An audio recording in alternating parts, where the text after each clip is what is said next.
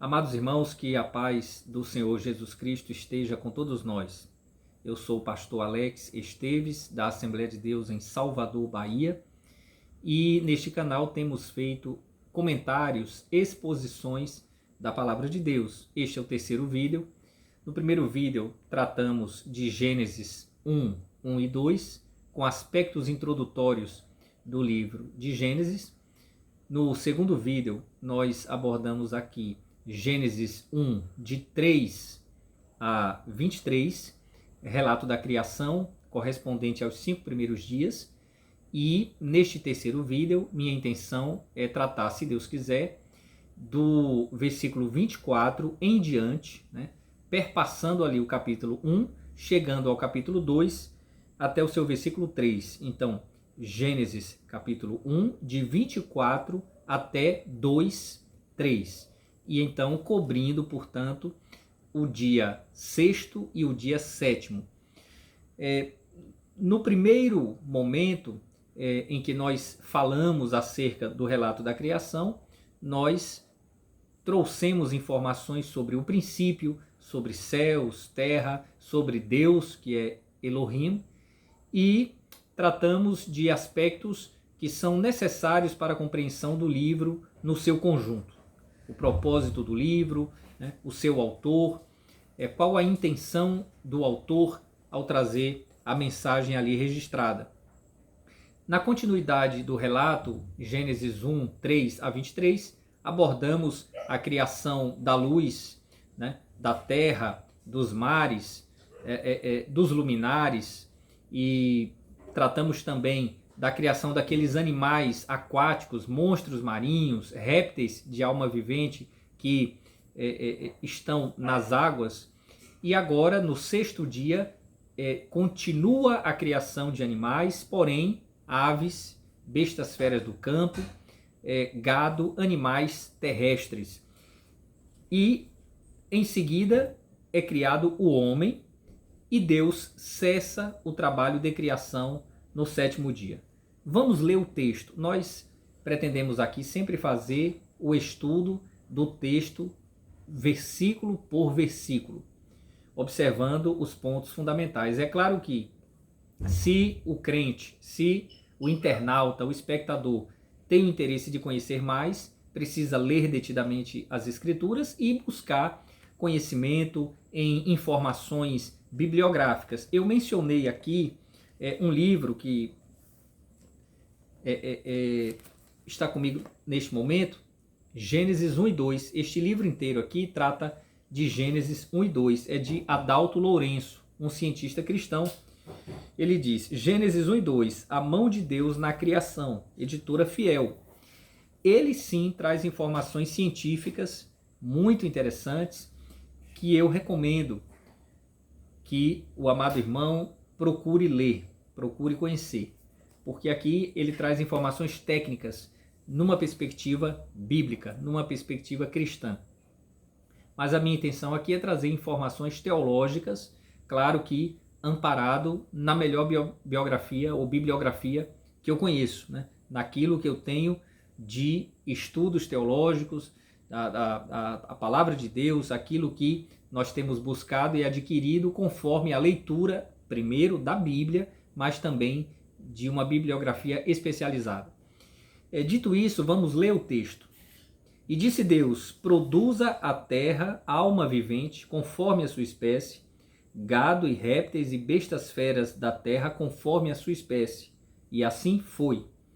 E fez Deus as bestas feras da terra, conforme a sua espécie, e o gado conforme a sua espécie, e todo réptil da terra conforme a sua espécie, e viu Deus que era bom.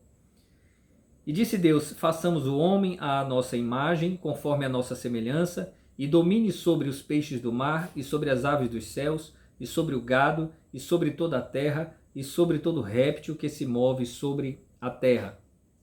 E criou Deus o homem à sua imagem, à imagem de Deus o criou, macho e fêmea os criou. E Deus os abençoou, e Deus lhes disse, frutificai, multiplicai-vos, e enchei a terra, sujeitai-a. E dominai sobre os peixes do mar, e sobre as aves dos céus, e sobre todo animal que se move sobre a terra. E disse Deus: eis que vos tenho dado toda a erva que dá semente e que está sobre a face de toda a terra, e toda árvore em que há fruto de árvore que dá semente, ser-vos-ão para mantimento.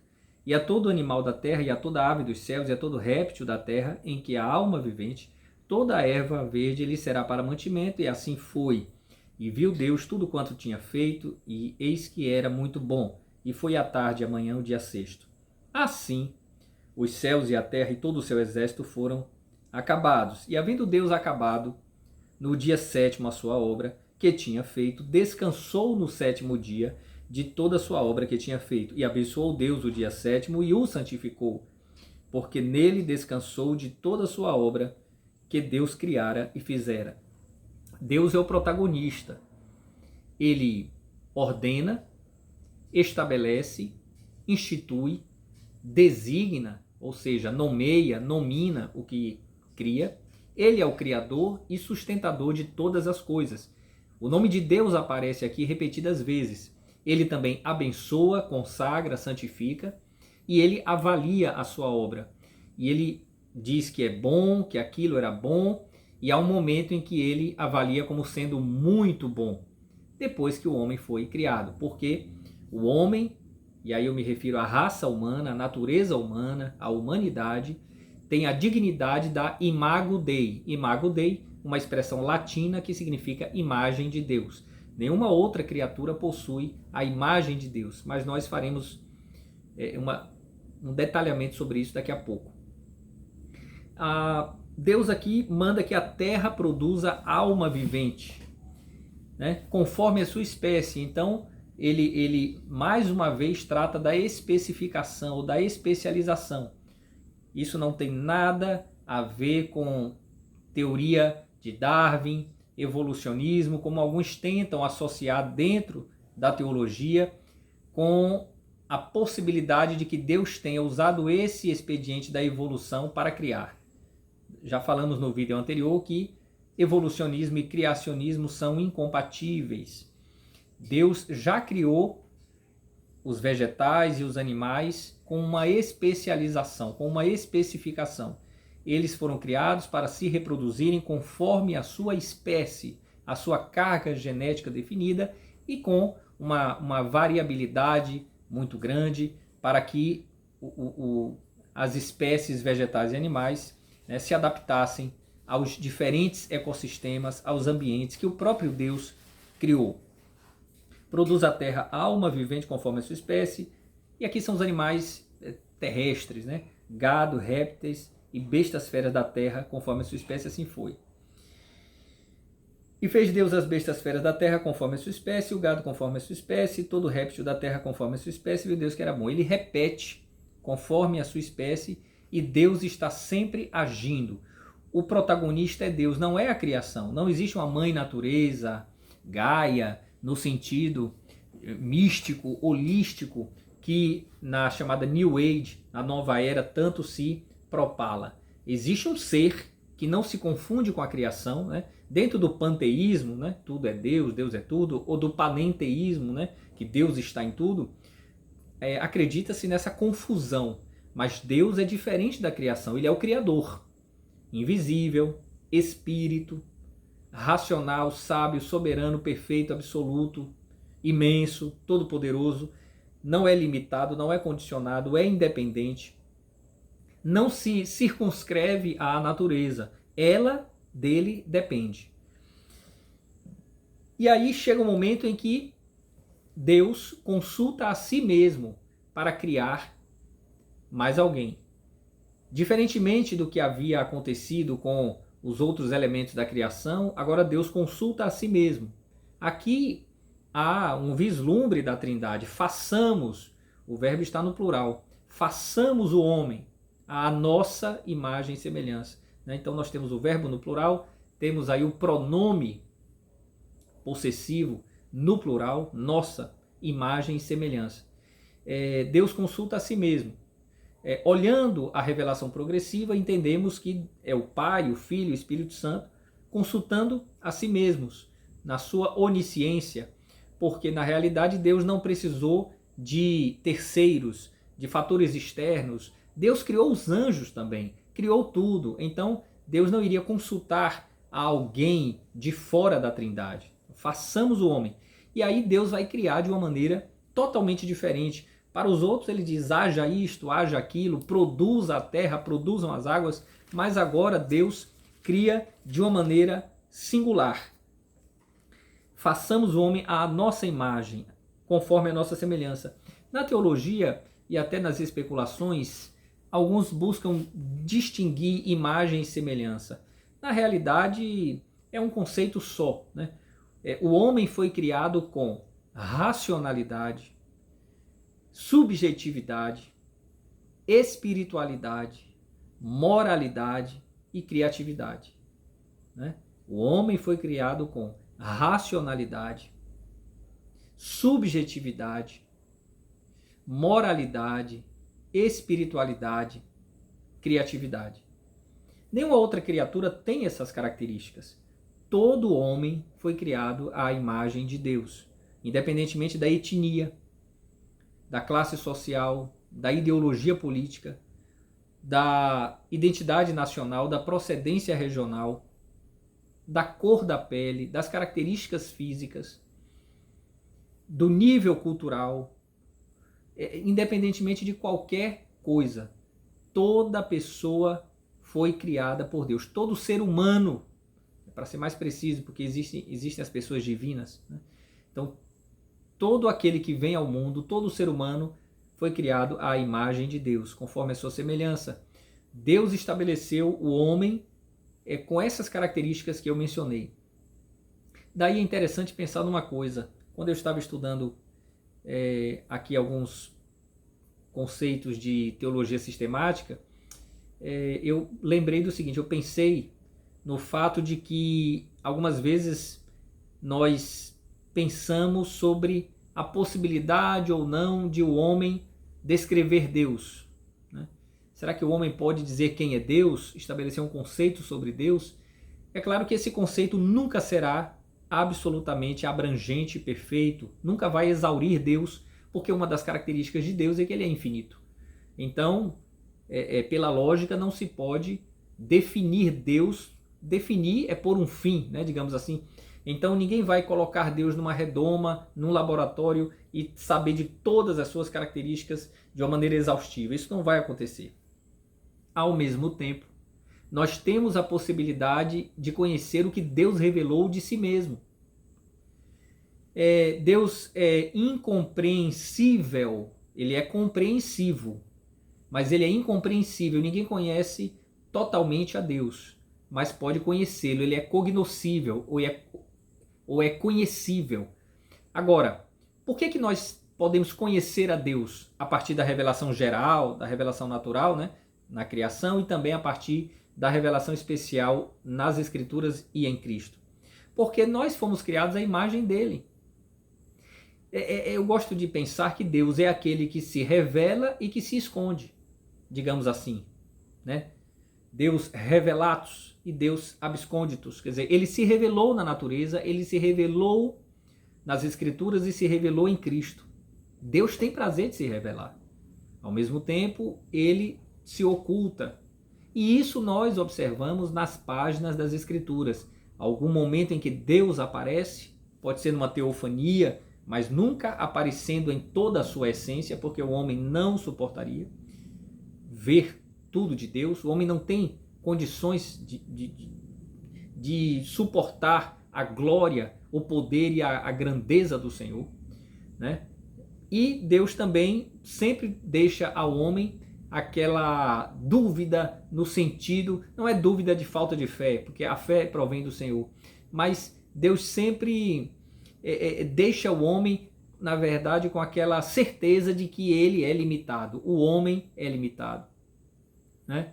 Lá em Eclesiastes está escrito que Deus colocou a eternidade no coração deles, ou seja, dos homens. Há um provérbio que diz que a glória do homem é tudo investigar, mas a glória de Deus é encobrir o negócio.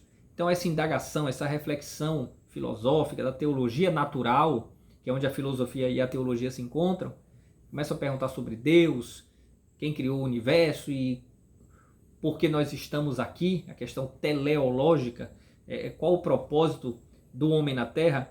Então, tudo isso são questões que estão no coração do homem, mas a única maneira de o homem acessar a verdade mesmo é por meio de Cristo.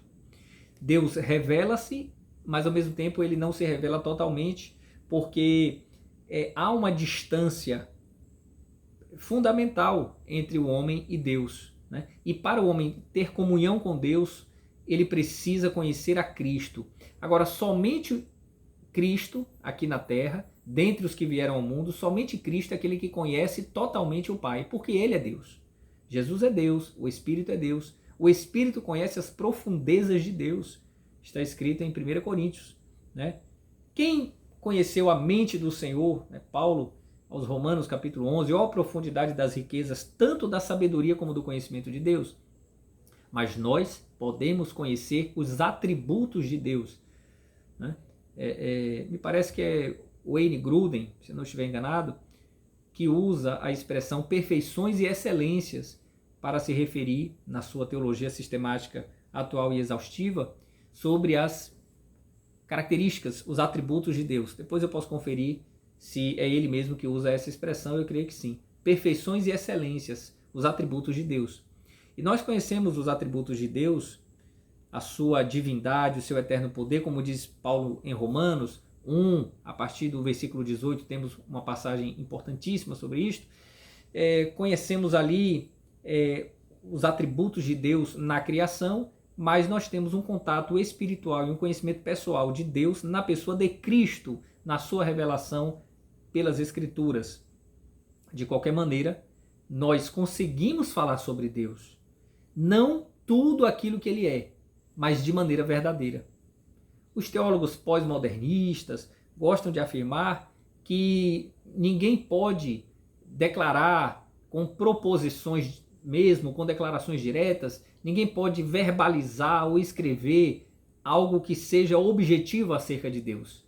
Mas essa é uma falácia. Nós temos condições, sim, de falar sobre Deus, de fazer teologia. Teologia é falar sobre Deus e orar e falar com Deus. Precisamos falar sobre Deus e falar com Deus. Nós podemos, sim, falar sobre Deus conforme as Escrituras. Deus nos deu razão para isso. Temos racionalidade e fomos criados à imagem dele, a imago Dei. Essa imagem de Deus nos capacita a ter o domínio da teologia. É claro que, quando temos o Espírito Santo, compreendemos adequadamente ou temos condições de compreender mais precisamente o mistério da palavra do Senhor, o mistério acerca de Deus. Façamos o homem à nossa imagem, conforme a nossa semelhança, e domine. E aqui Deus dá a ele o mandato cultural. É um conceito da teologia, mandato.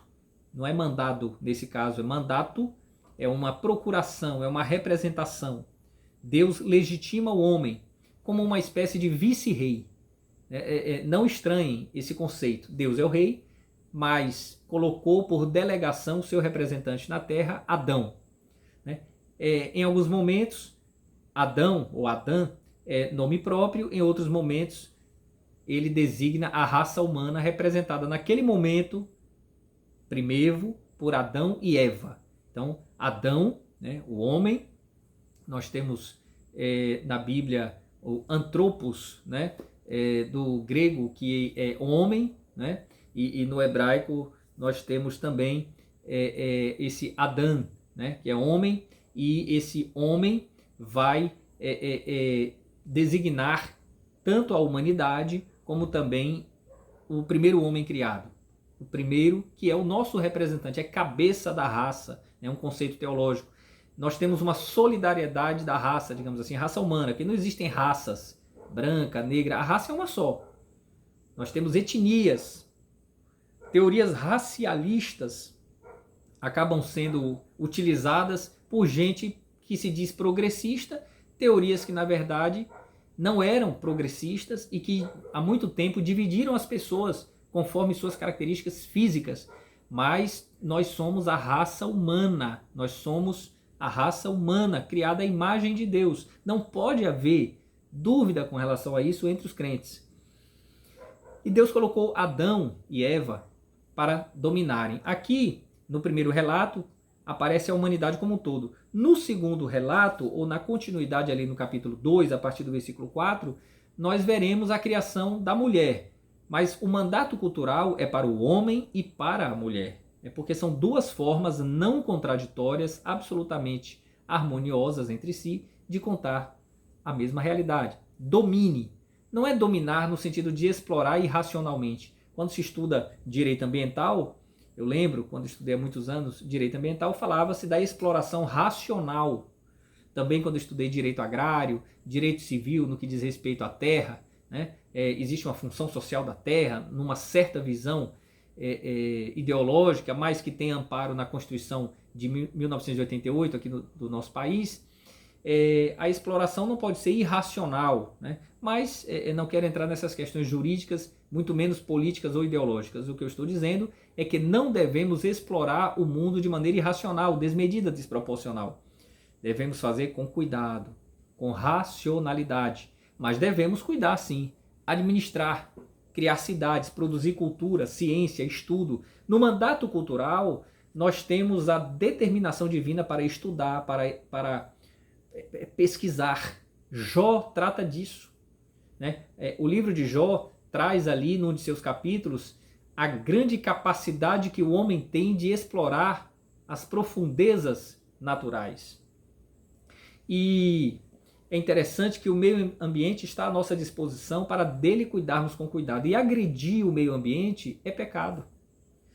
John Stott, um dos maiores teólogos do século XX, que era anglicano, disse que nós evangélicos, temos uma excelente doutrina da redenção, mas uma péssima doutrina da criação. Ele estava fazendo uma autocrítica, porque na realidade, me parece que essa declaração ele fez no livro Ouça o Espírito, Ouça o Mundo, né?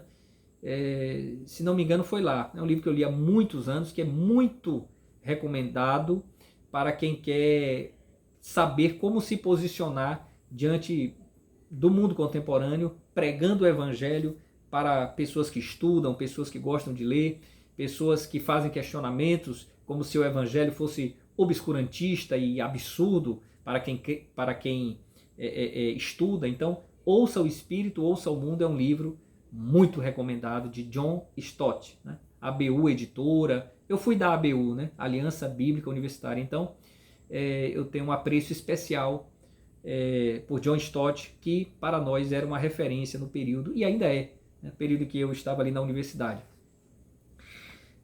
Então, muita gente fala do Evangelho, mas sempre pensando no plano de Deus, da perspectiva do que Deus fez depois que o homem caiu. Mas é a partir de Gênesis 3.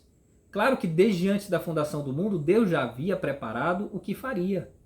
Todavia, nós devemos entender que a consumação lá em Apocalipse está totalmente ligada com o plano original de Deus para nós.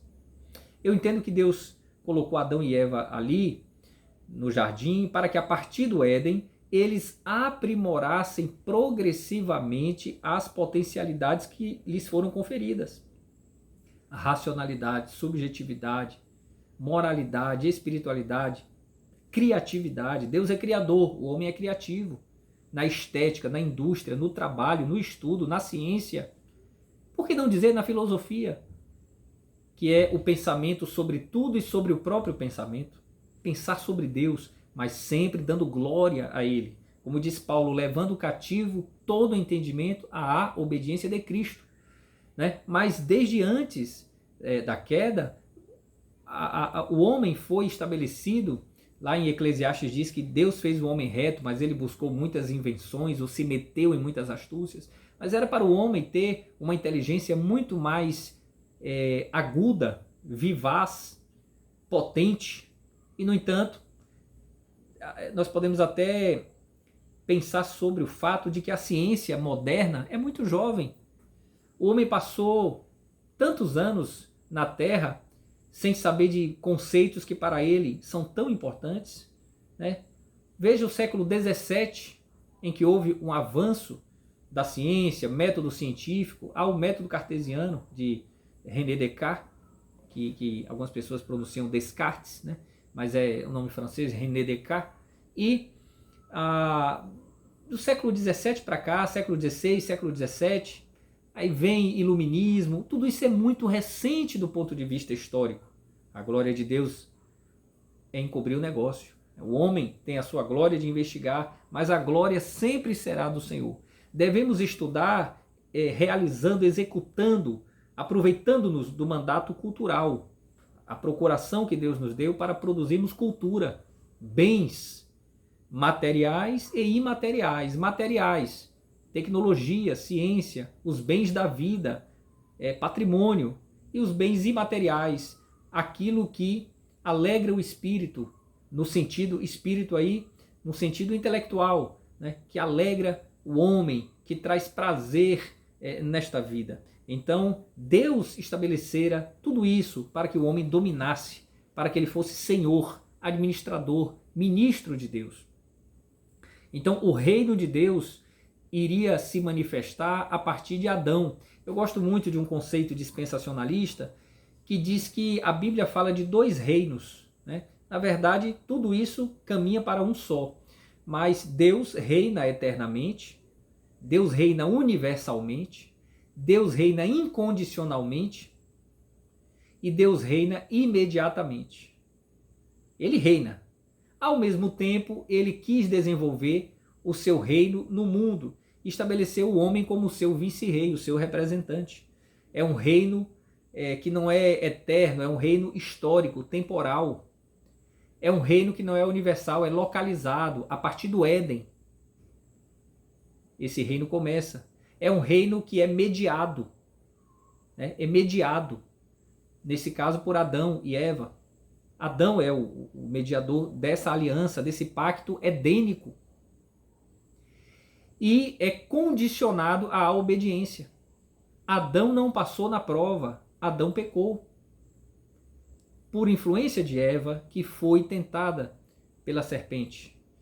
E nós observamos que aqui é Deus trabalhando para que o seu reino se fizesse representar pela humanidade.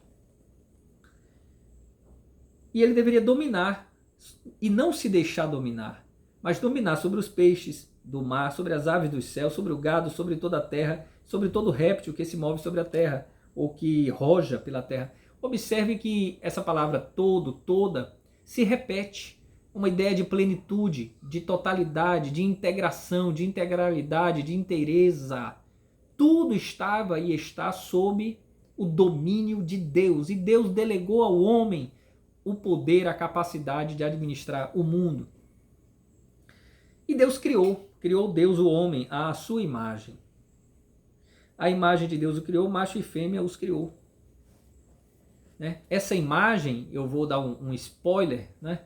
Essa imagem foi esmaecida quando o homem pecou, em Gênesis 3, mas ela foi resgatada e é resgatada em Cristo. Né? Então, nós fomos recriados em Cristo para as boas obras, Efésios 2. Em 2 Coríntios 3, fala-se de que nós vamos ali conforme a imagem de seu Filho. Vamos glorificando a Deus conforme a imagem de seu Filho. Em Hebreus capítulo 1 diz que Cristo é a imagem de Deus, a exata expressão do seu ser. Então Cristo é a imago Dei, perfeita, absoluta, a quem devemos imitar. Né? Há uma coisa que eu gosto que é imitatio, do latim, esse conceito de imitação. Deus criou Adão para que Adão o imitasse. Deus criou os filhos de Adão para que os filhos de Adão o imitassem.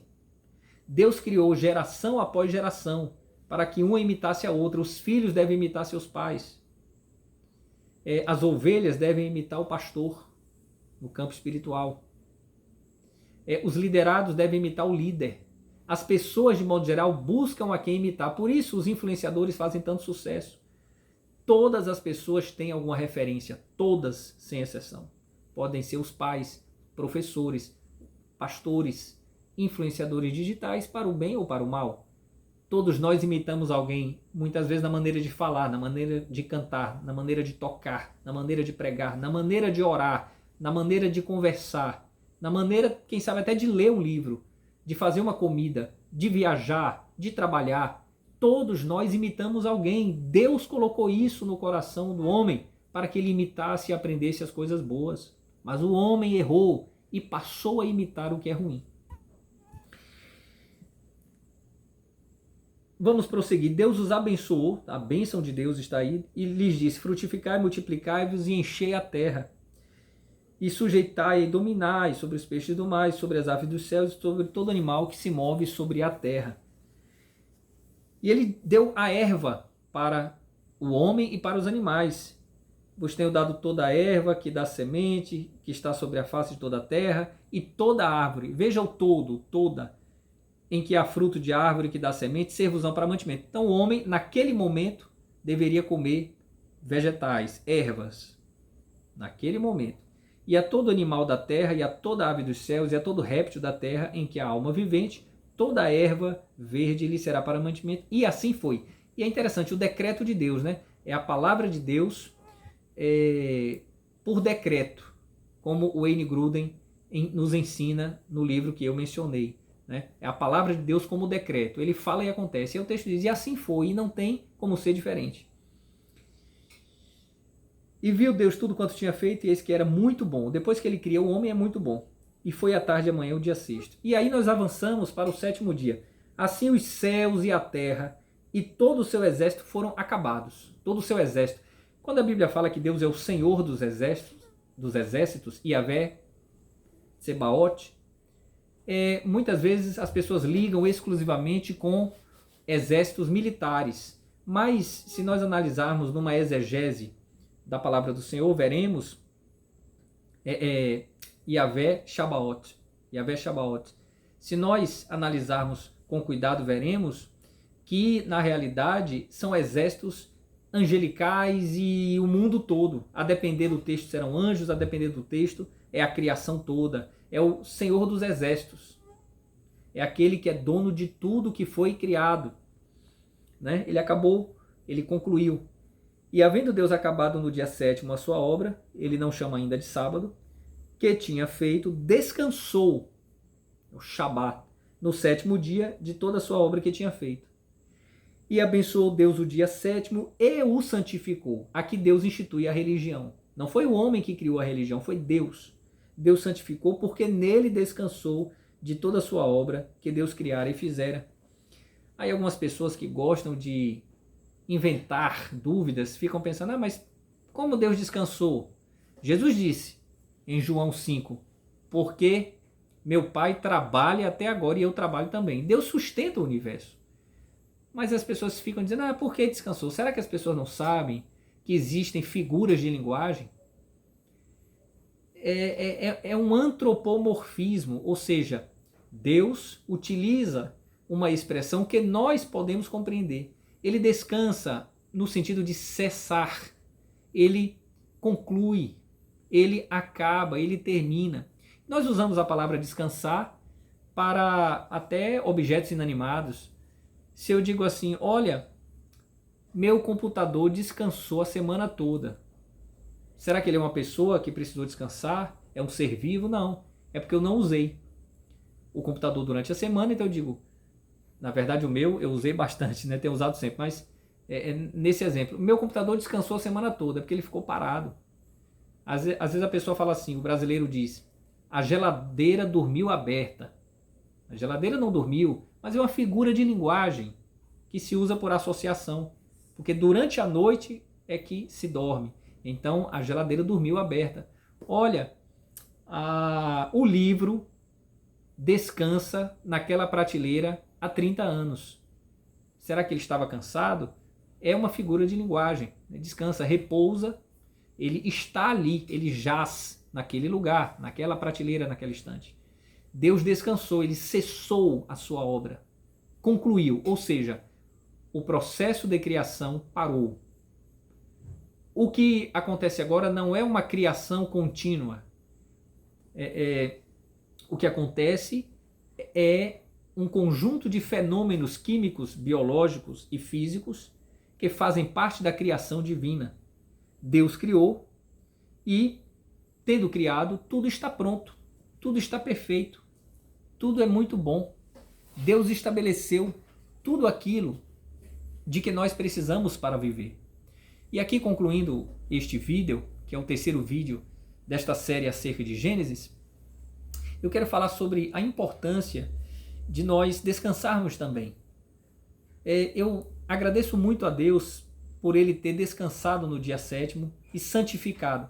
Aqui não se trata de nós guardarmos o sábado como os israelitas precisavam guardar, era uma outra dispensação, nem como os adventistas do 7º dia, com todo respeito, dizem que guardam, porque não tem nada a ver uma coisa com a outra.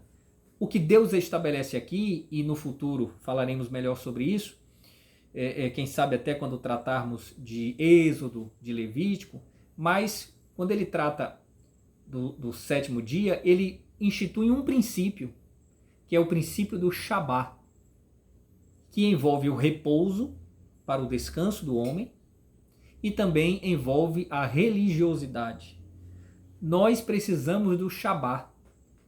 O nosso culto acontece em dias diferentes da semana, mas precisamos ter um dia especial para gastarmos mais tempo na presença do Senhor. Não significa que o domingo substituiu o sábado simetricamente, mas significa que nós reconhecemos a necessidade de uma priorização das coisas sagradas, né? Essa priorização ocorre com relação ao nosso dinheiro, essa priorização ocorre com relação ao nosso tempo, essa priorização ocorre em todas as coisas, amando a Deus sobre tudo,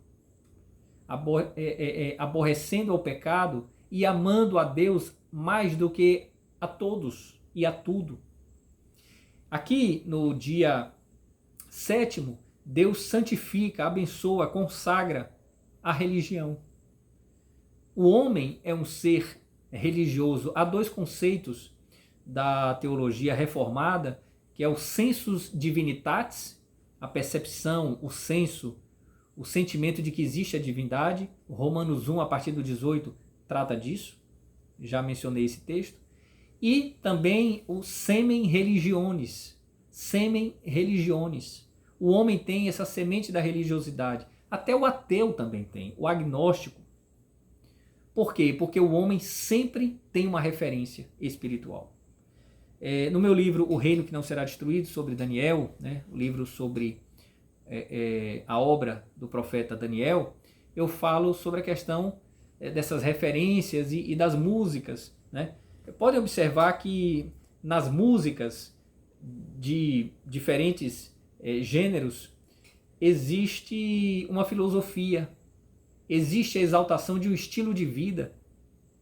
E neste mundo tão atribulado, nesta época pós-moderna, existem filósofos, que eu não vou mencionar, mas filósofos badalados no Brasil e no mundo, que as pessoas querem ouvir. Eles não são cientistas, mas as pessoas também muitas vezes não querem ouvir pastores, embora muitos pastores, felizmente, tenham bastante espaço nas redes sociais e estão furando a bolha, como se diz no mundo das redes sociais, mas essas pessoas querem alguém que guie a sua alma e falam, fulano é um bom pensador, fulano é um homem muito sábio. Elas querem alguém que as conecte com o transcendente, com o maior, com o melhor, com o que é do alto, com aquilo que lhes dá lenitivo para a alma, ainda que elas não chamem isso de religião. Pode ser um livro de autoajuda, algo que é coach, uma música, algum pensamento nessa linha. Porque o homem tem religiosidade, o homem busca uma religiosidade. Meus amados irmãos, esta é a palavra que eu tenho com relação ao dia 6º e ao dia 7º da criação.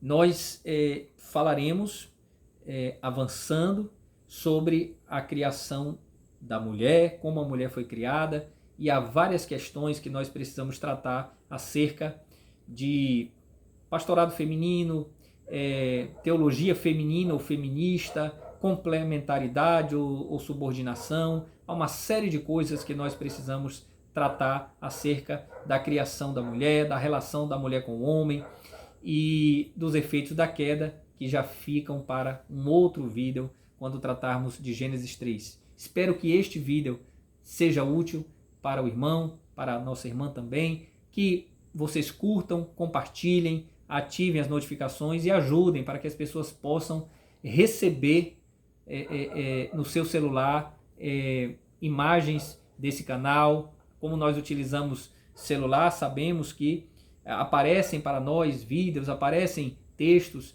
porque são sites mais visitados e com isso eles acessam mais pessoas. Se vocês me ajudarem, eu agradeço muito, porque o meu único intuito aqui é estudar a palavra de Deus, incentivando a mim mesmo e aos que me ouvem.